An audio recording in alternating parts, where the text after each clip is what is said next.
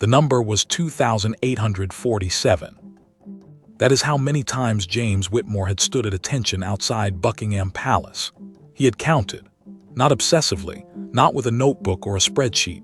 He had simply counted the way a man counts the years of a marriage, or the gray hairs appearing at his temple, or the number of times his father said, "I love you," before he stopped saying it altogether.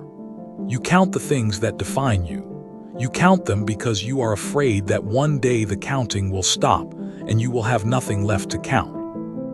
On the morning of the 2,847th time, James woke at 4:45 a.m. as he always did. Not because an alarm told him to. The alarm had been unnecessary for 19 years. His body had simply decided that 4:45 a.m. was when a person woke up, and it had never revised that opinion. He made tea strong, no sugar, the way the army had taught him, because the army had taught him everything including how to drink tea. And he stood at his kitchen window in his Pimlico flat and looked out at a street that was still dark and still quiet and still entirely indifferent to the fact that today was the last day. His uniform was already pressed. It had been pressed since Tuesday. The red tunic hung on the back of his bedroom door with the kind of rigid authority that the man wearing it had spent 22 years trying to match. The bearskin hat sat on its stand on the shelf, 11 inches tall, made from Canadian bear fur, designed to make a soldier look taller and more intimidating. James was already 6'1" without it. With it, he had always felt less like a man and more like a landmark. He dressed slowly, not because he was reluctant, not because he was emotional or sentimental or building toward some private internal ceremony of farewell. He dressed slowly because he had always dressed slowly on parade mornings, and he saw no reason to change now. Precision was precision. It did not become less necessary simply because it was the last time. At 6:15 a.m. he walked out of his flat, turned left onto Bessborough Street, and caught the bus toward the palace. He sat on the upper deck, in his full ceremonial uniform, bearskin hat balanced on his knee, and not a single person on that bus looked at him for more than 3 seconds. This was London. A 6'1" man in a bright red tunic and a bearskin hat was, apparently, not the most remarkable thing on the 6:22 a.m. number 24 bus. There was a woman with a parrot on her shoulder in seat 7. The parrot was more interesting. This made James smile. He wasn't sure why. He arrived at Wellington Barracks at 6:50 a.m., which was 10 minutes earlier than required, which was how James Whitmore had arrived at every single thing in his adult life. 10 minutes early, uniform pressed, expression neutral. The younger soldiers called this Whitmore Standard. They meant it as a compliment. James had always accepted it as one. Only now, walking through those gates for the last time, did it occur to him that arriving 10 minutes early to everything meant he had spent an incalculable portion of his life simply waiting, standing in position, ready to begin, never quite beginning. The sergeant major, a broad Scotsman named Fergus Campbell who had served alongside James for 11 years and expressed affection exclusively through mild insults, shook his hand at the gate and said, "You're early. As usual, absolute tragedy of a human being." James said, "Wouldn't want to let the standard slip on the last day." Fergus said, "Right, get in line then, you sentimental idiot." James got in line, and standing there in the pale gray London morning, waiting for the order to march, James Whitmore felt something he had not expected to feel. Not pride, not relief, not the warm, clean satisfaction of a career honorably completed. What he felt was closer to terror. A quiet, controlled, very British terror, the kind that doesn't make you shake or sweat or reach for someone's hand. The kind that simply sits in the center of your chest and asks, in a perfectly reasonable voice, "Who are you when you take this off?" He didn't have an answer. He had 22 years of answers for everything else. 22 years of orders followed, positions held, ceremonies completed with mechanical perfection. He knew exactly what to do when the band started playing. He knew exactly how many steps it took from Wellington Barracks to the Victoria Memorial. He knew the correct angle for a sword salute, and the proper grip for a rifle at attention, and the precise expression, not blank, not fierce, something calibrated between the two, that a Queen's Guard wears when tourists photograph him from 3 feet away. What he did not know was his favorite color. He had not thought about that in 22 years. He was not sure he had thought about it before the 22 years either. The order came. The band struck up, and James Whitmore marched toward Buckingham Palace for the 2,847th and final time, and the terror in his chest marched with him, perfectly in step, not breaking rhythm for even a single beat. Phase 2, the making of a ghost. He was 19 years old when Sergeant Derek Holt told him he was no longer a person. Those were not the exact words.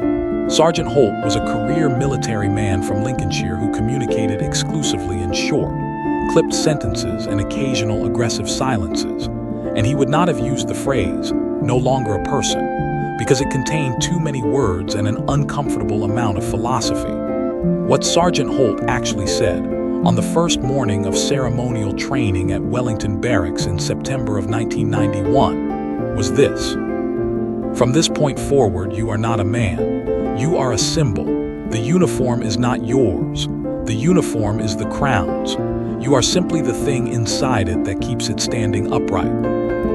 James Whitmore, 19 years old, second son of a plumber from Coventry, who had joined the army because he wanted to matter and had not yet found another reliable method of mattering, heard those words and felt something extraordinary happen in his chest. Not terror, the opposite of terror. A pure, clean, galvanizing sense of purpose. He was a symbol. He was the thing that kept the Crown's uniform standing upright.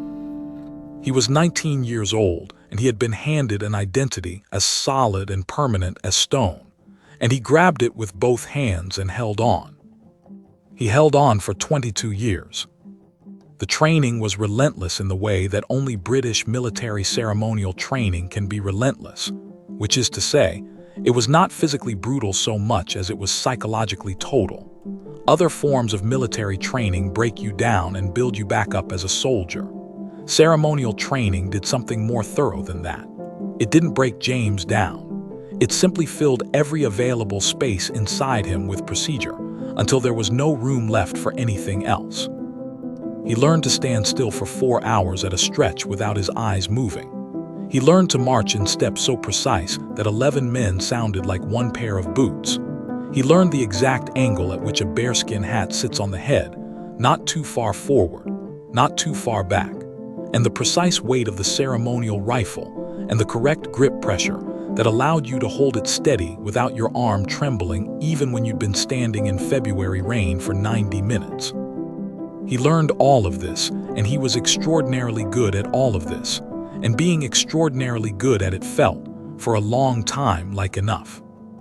The first Christmas home, his mother asked him what he'd been up to, and he gave her a 15-minute briefing on ceremonial protocol that made her stare at him with an expression that was trying to be proud and kept sliding into something more like concern. His younger brother Michael asked if he wanted to go down the pub and watch the football, and James said yes, and spent the entire evening sitting very straight on a bar stool and answering questions about the army in the precise, measured cadences of a man giving a regimental report. Michael said on the walk home, "You've gone a bit weird, haven't you?" James said, "I've gone disciplined." Michael said, "Yeah, that's what I said." The second Christmas home was shorter. The third Christmas he didn't go home at all, because the regiment had a commitment, and the commitment came first, and the commitment always came first. And over the years, the commitments accumulated and the Christmases shrank, and the distance between James Whitmore and the plumber's son from Coventry grew so wide and so gradual that he never noticed it happening until it had already happened completely. This is how the army makes ghosts, not through cruelty, not through neglect, through purpose. It gives you a purpose so total, so consuming, so genuinely noble that the slow disappearance of the person beneath the purpose feels not like a loss but like a refinement. You are not losing yourself. You are becoming something better than yourself. You are becoming the uniform. You are becoming the symbol." Sergeant Holt had told him this was the greatest thing. For 19 years, James had believed him. Phase 3, the invisible man in plain sight. There were 3 moments that should have warned him.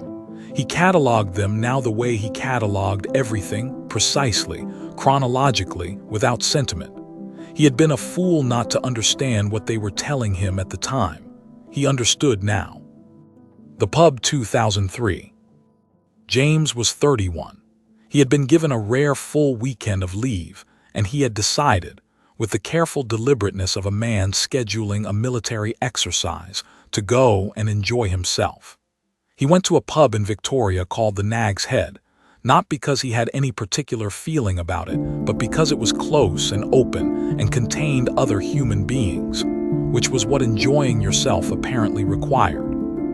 He sat at the bar in civilian clothes, jeans, a plain navy jumper, clean boots, and ordered a pint of bitter and prepared to be a person. The barman, a cheerful Irishman named Patrick, served him the pint and then looked at him for a moment with the expression of someone trying to place a face. James assumed this was because they had met before, and Patrick was struggling to remember where. He was wrong. "Hang on," Patrick said. "You're one of the palace guards, aren't you?" James said yes. "Knew it," Patrick said with enormous satisfaction. "You lot have a look about you, something about the way you sit, like you're expecting someone to inspect you." He said this to 3 other customers over the next 20 minutes. "This fella's one of the palace guards. Look at him. Can you tell? Look how he's sitting." James sat at the bar for 2 hours, drank 3 pints, and was introduced to 11 strangers not as James but as the palace guard. At the end of the evening, Patrick shook his hand warmly and said, "Great having you in, mate. What's your name?" James told him. Patrick nodded, smiled, and said, "Right. Well, come back anytime, soldier." The date, 2007. Her name was Caroline. She worked for a law firm in Holborn and had kind eyes and a laugh that started small and then surprised her, and she had agreed to have dinner with James after they met at a regimental charity function, where James had been representing the regiment and Caroline had been representing a firm that donated to military charities. She had seemed genuinely interested in him. He had been quietly, carefully hopeful. They went to an Italian restaurant in Covent Garden. It was a good evening for approximately 40 minutes. They talked about London and about her work and about the charity and about a film they had both seen, and then she asked, with the warm curiosity of someone who genuinely wanted to know, "So what's it actually like, being a royal guard? Is it as incredible as it looks?" James answered the question. He answered it thoroughly and accurately, and with the kind of structured clarity that 22 years of military briefings had made automatic. He explained the ceremony. He explained the regiments. He explained the significance of the color and the meaning of the slow march and the precise choreography of the handover at the palace gates. He talked about the uniform for 11 minutes. He knew it was 11 minutes because Caroline had glanced at her watch at the beginning of the answer and again at the end. And the interval was 11 minutes, and James noticed this and could not stop talking, and did not understand why he could not stop talking, and did not know what else there was to talk about. Caroline was polite about it. She was a kind woman. She said the ceremony sounded absolutely fascinating, and then she said she had an early start, and then she was gone. And James sat alone at the table with the breadsticks and understood, with the cold clarity of a man reading a damage report, that he had just been on a date with a woman who found him fascinating and left because she hadn't actually met him. He had sent the uniform on a date. He had stayed home. The funeral, 2011. His father died on a Tuesday in March, which was a parade day, and James arranged emergency compassionate leave and drove to Coventry in his own car wearing civilian clothes, and arrived at the church 20 minutes before the service, which was 10 minutes later than he would have liked but 40 minutes earlier than most of the family. His mother held his arm during the service and said nothing, because there was nothing to say. His brother Michael sat on his other side and stared at the coffin. Afterward, at the wake in his parents' living room, the neighbors came and the cousins came, and his father's old friends from the plumbing firm came. And they were kind, and they brought food, and they told stories about his father. And James stood in the corner of his childhood living room with a cup of tea and felt. And this was the thing that frightened him: absolutely nothing. Not grief suppressed, not emotion controlled, nothing. The machinery of feeling had been replaced so thoroughly by the machinery of composure that he could not locate a single genuine human response to the death of his father. And this terrified him in the quiet, contained, very British way that things had been terrifying him for years without his quite recognizing them as terror. His father's oldest friend, a man named Gerald who had known James since he was 6 years old, came over and shook his hand and said, "You must be very proud. Your father always talked about you. The Royal Guard. He was so proud of you." "Not you, James, not his son, the Royal Guard." James said, "Thank you, Gerald." He drove back to London that night. He pressed his uniform for the following morning. He arrived at Wellington Barracks 10 minutes early. He did not cry until 2019. We will get to that. Phase 4, the breakdown behind the sentry box. The flat in Pimlico was a single bedroom on the 3rd floor of a converted Victorian terrace, and James had lived in it for 6 years, and it contained almost nothing personal. This was not minimalism. Minimalism is a choice. This was something else, an absence so unremarkable that it had taken James 6 years to notice it was an absence at all. There were no photographs on the walls. There were no books that he had chosen because he loved them, only manuals, regimental histories, a first aid guide. There was no music because he had never relearned how to choose music after the army chose it for him. The kitchen contained functional food, the kind of food that fuels a body without requiring any opinion from the person eating it. The living room contained a sofa, a television, and a coffee table with 3 months of unread newspapers that James kept meaning to recycle and never did. It was the flat of a man who had not yet decided who lived there. On the night that everything shifted, which was a Wednesday in February 2019, 4 months before his retirement parade, James came home from a long day of ceremonial duties, made tea, sat on the sofa, and opened his laptop. He was not sure what had prompted it. He had simply, somewhere on the bus home, found himself wondering what would happen if he searched for himself. Not his regiment, not his ceremonial duties. Himself. James Allen Whitmore. Born Coventry, 1972. He typed his name into the search bar and pressed enter. The results were exactly what he should have expected, and somehow were not. There were 3 references to a James Whitmore on a regimental honors list from 2009. There was a brief mention in a military publication about a ceremonial event at which he had been present. There was a photograph, and this was the one that stopped his breathing momentarily, taken by a tourist outside the palace gates in 2015. James was in full ceremonial uniform, expression calibrated to that precise point between blank and fierce, bearskin hat perfectly level, rifle at attention. He was magnificent in the photograph, absolutely magnificent. The tourist who had taken it had posted it to a travel forum with the caption, "The guards are incredible. Not sure this one is actually human." He sat with that for a long time. Not sure this one is actually human. The tourist had meant it as a compliment. James knew that. The tourist had meant, this man has achieved such extraordinary precision, such perfect ceremonial stillness, that he transcends ordinary human limitation. This was, by any military measure, the highest possible praise. James read it 8 times, and each time it landed differently. He searched his regiment. 47,000 results.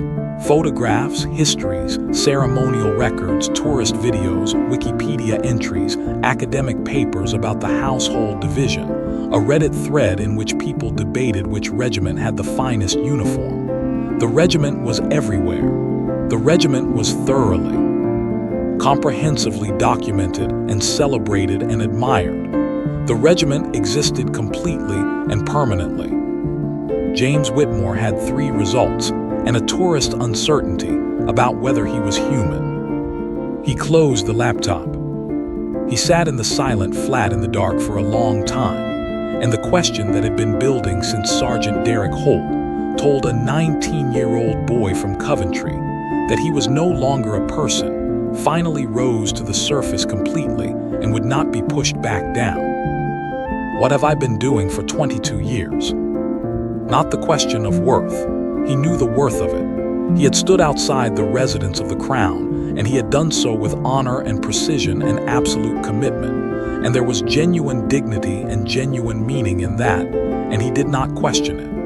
What he questioned was something smaller and more devastating than meaning. He questioned what he had given away in exchange for the meaning. He questioned what had happened to the preferences, the opinions, the personal history, the accumulated private selfhood of a man who had traded all of it for a ceremonial identity, so complete that a tourist with a camera wasn't entirely sure he was real. He was 57 years old. He was 4 months from the end of his service, and he did not know his favorite color. He did not know what music he liked. He did not know whether he was funny or not, because he had not had occasion to find out in more than 2 decades. He did not know how to go on a date as James rather than as the guard.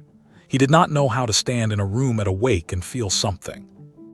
The tea went cold.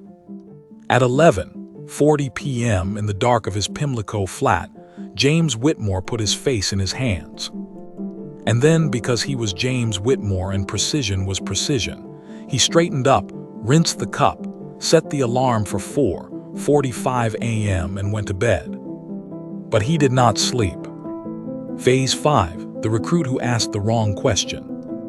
His name was Daniel Marsh, and he was 19 years old, and he was from Swindon, and he had the particular quality that very young soldiers sometimes have of being simultaneously terrified of everything and afraid to show it, which produced in him a permanent expression of mild aggressive alertness that James recognized immediately because he had worn the same expression himself at 19.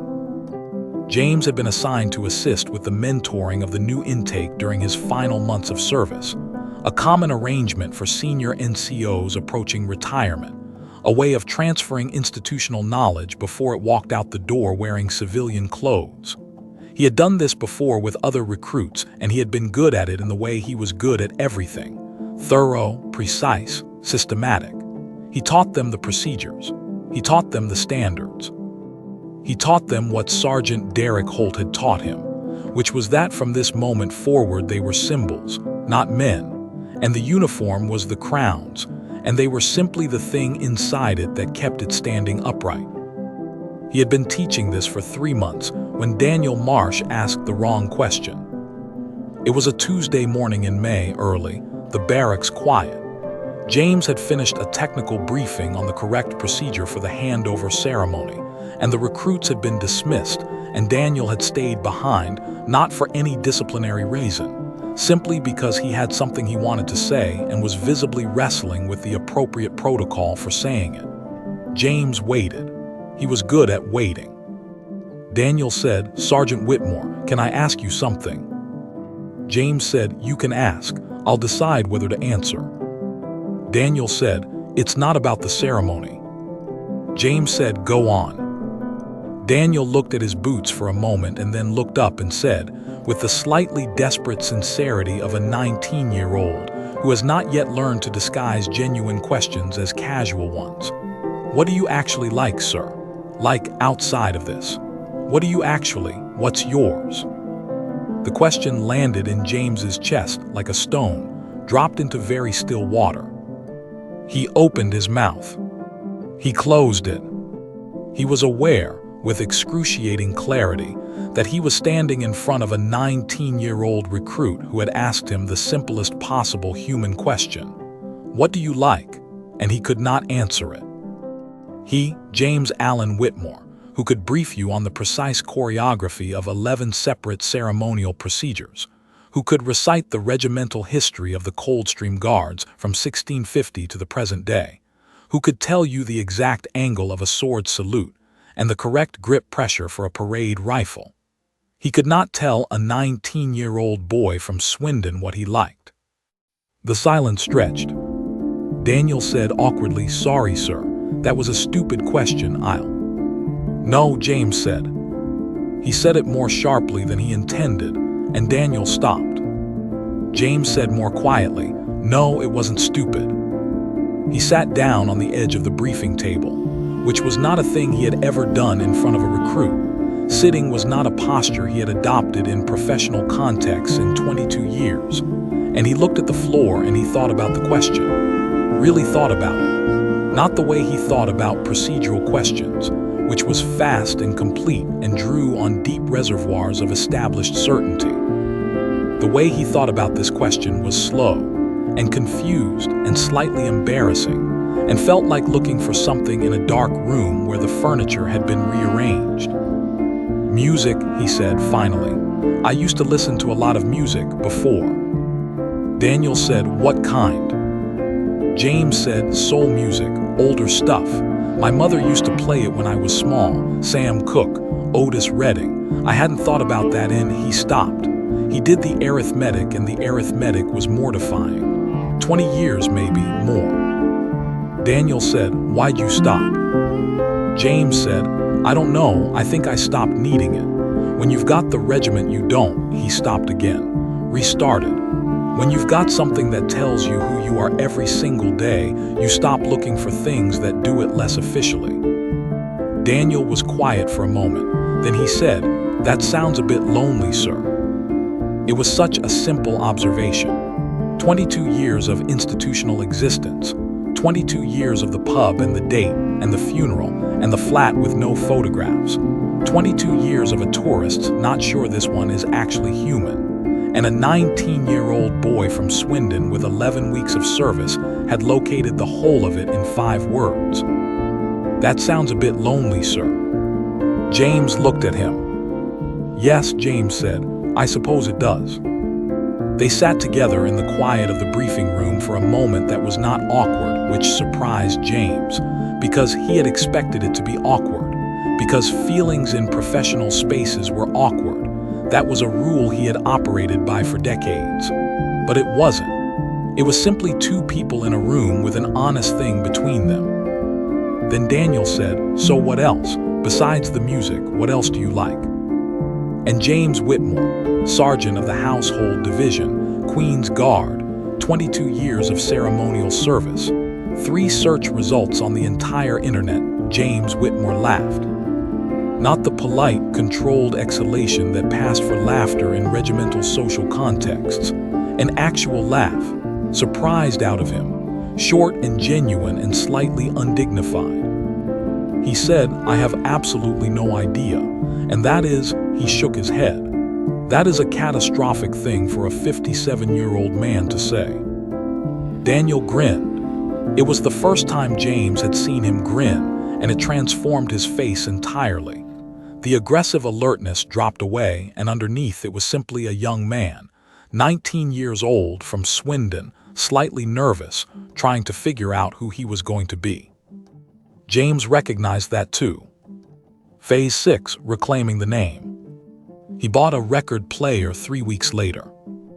Not streaming, not a playlist curated by an algorithm that had analyzed his listening history. He had no listening history. The algorithm would have had nothing to work with. A second-hand record player from a shop on the Portobello Road, carried home on the bus in a box that took up 2 seats, assembled on the floor of the Pimlico flat with the careful attention James gave to every technical task. And then a small collection of records, Sam Cooke first, because that was the thing he had found in the dark room, and you start with the thing you can find. He put the needle down on the record and sat on the floor of his flat and listened. He did not cry, because he was James Whitmore, and James Whitmore did not cry, except that this turned out, on this particular evening, to be no longer entirely accurate. It was not dramatic crying. It was not the kind of crying that requires an explanation or an audience.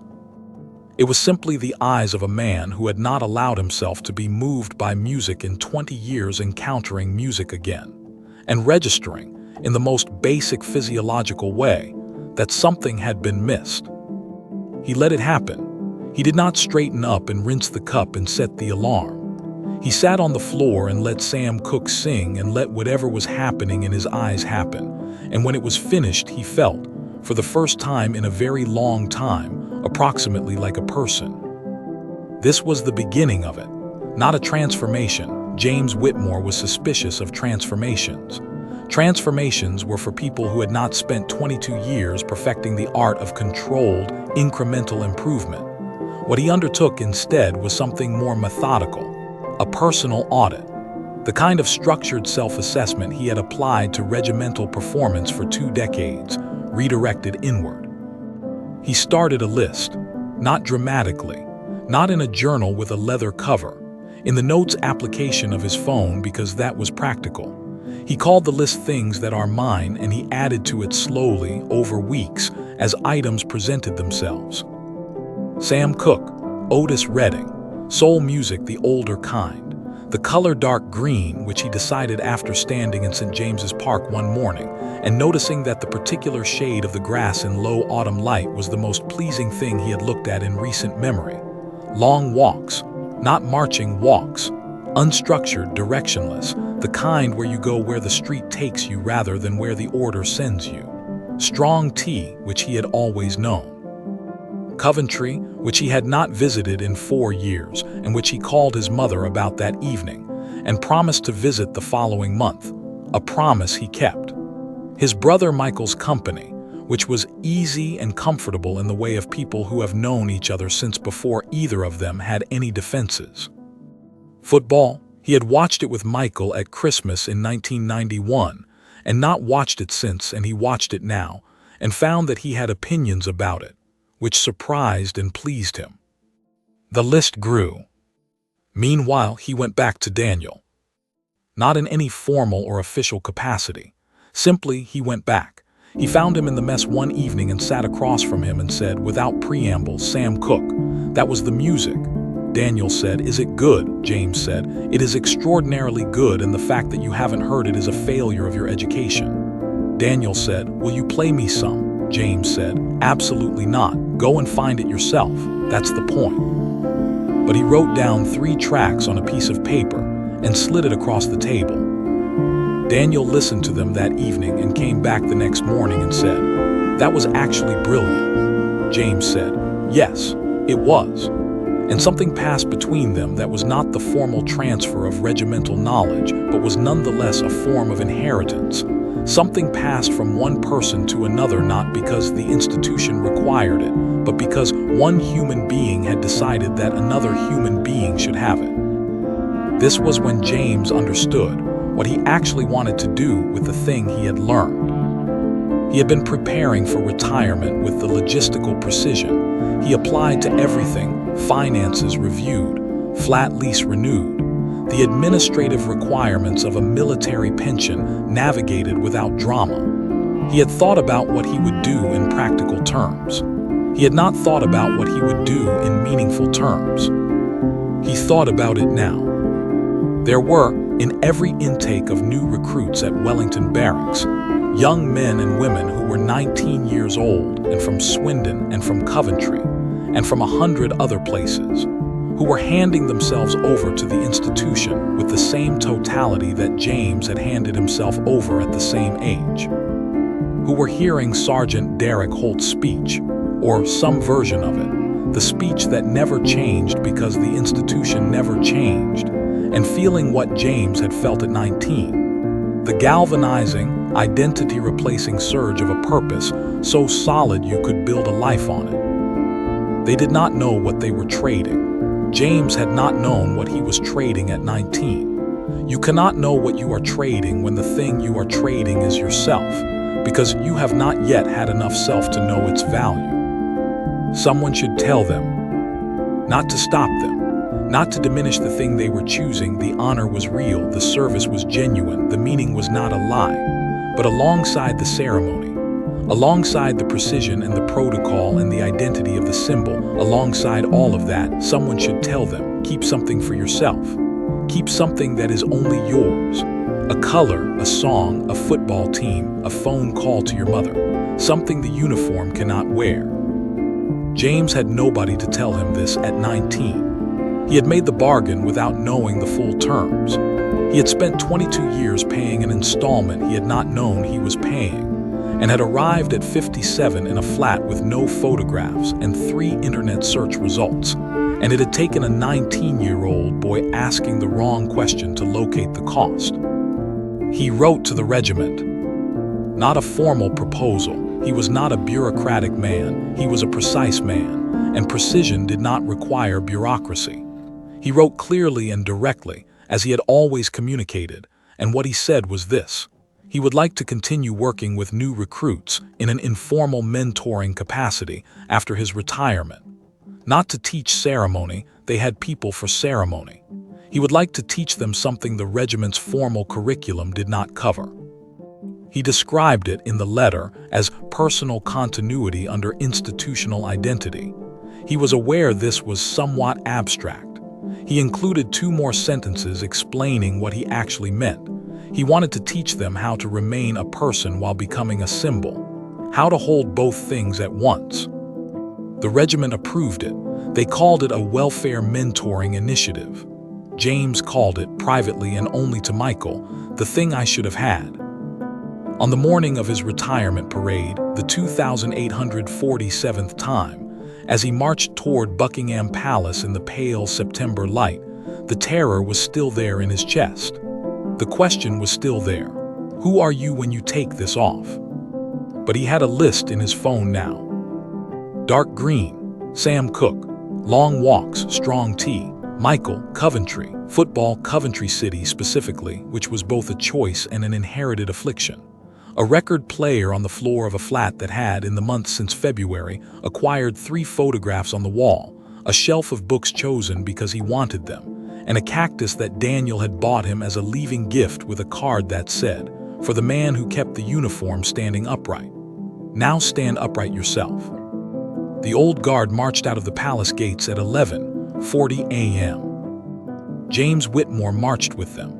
Around the Victoria Memorial down the road, back toward Wellington Barracks, the same road, the same steps, the same precision that he had brought to it 2,846 times before.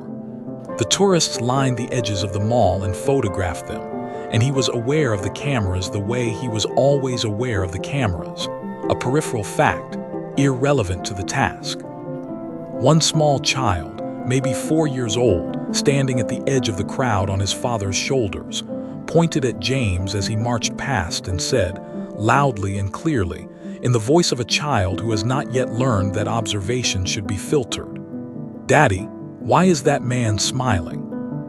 The Queen's Guard does not smile on parade. This was a rule James had followed without exception for 22 years. The expression was calibrated to that precise point between blank and fierce, and smiling was not a point on that calibration, and James knew this. He was smiling. He did not stop. He marched back into Wellington Barracks for the last time, and the band stood down, and the swords were saluted, and the weapons were unloaded, and the bayonets were removed, and James Whitmore stood in the barracks yard while the ceremony dissolved around him into the ordinary noise of men removing hats and rolling shoulders, and saying the things men say when the formal thing is finished. Fergus Campbell appeared beside him, and stood there for a moment in companionable silence. Then Fergus said, "You smiled. On parade I saw you." James said, "I know."